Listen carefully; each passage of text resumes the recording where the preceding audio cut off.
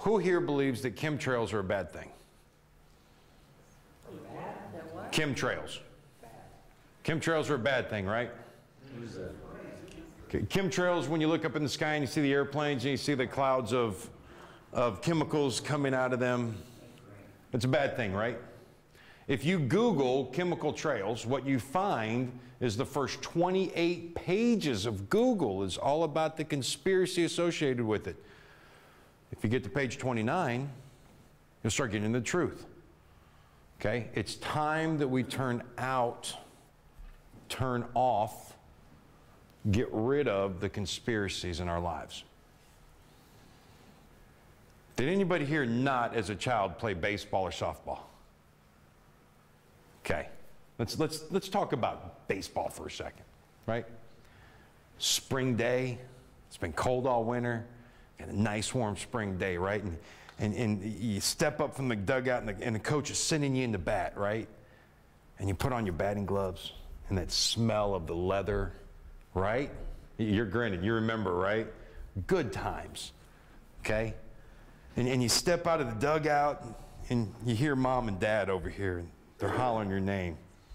And you step up to the plate, right? And you got your bat. And what do we all do? We get up to the plate and stop.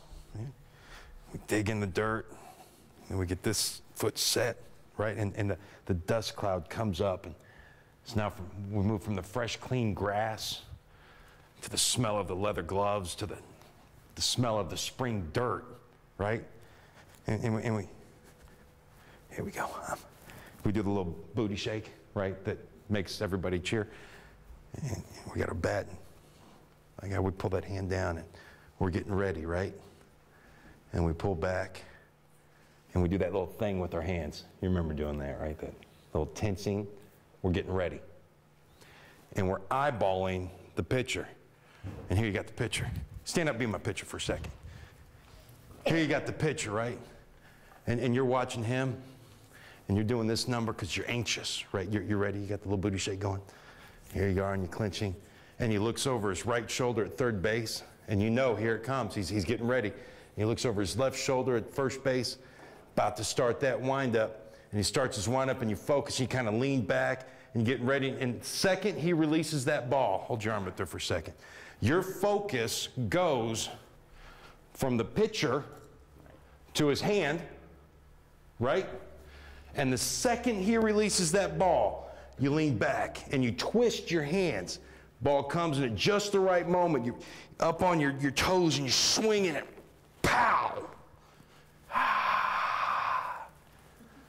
Ball goes out of the park. Thank you. Have a seat. Everybody remember that? That feeling? Right? What would have happened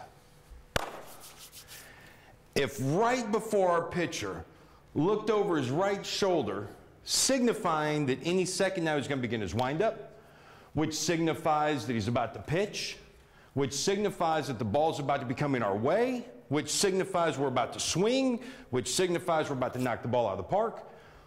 What if, at that moment, the umpire screams something at us? Right? And we're, huh? And he begins his windup and he throws the ball. And we hear the crowd scream, "Look!" And we turn and we swing and we miss. Or what's worse is right when the crowd starts to scream, "Look!" he screams something else. We're like, really?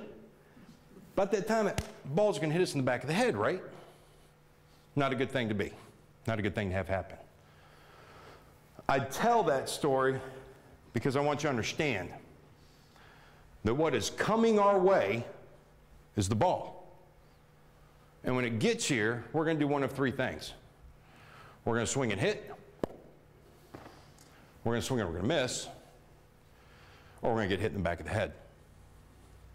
Okay? When a society-ending event takes place in our country, those of us that get hit in the back of the head, they're the lucky ones. They're out of here. Those of us that swing and miss, we're the ones that suffer.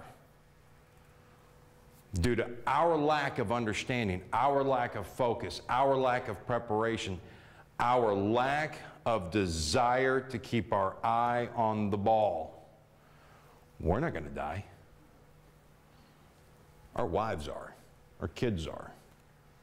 Our parents are. Those of us that pay attention and turn out the yelling umpire and tune out the roaring crowd and focus from the second he looks over his right shoulder to the second we connect with that ball. Those of us that not only know what's coming, but we watch the events that take place before it comes, we're going to be okay.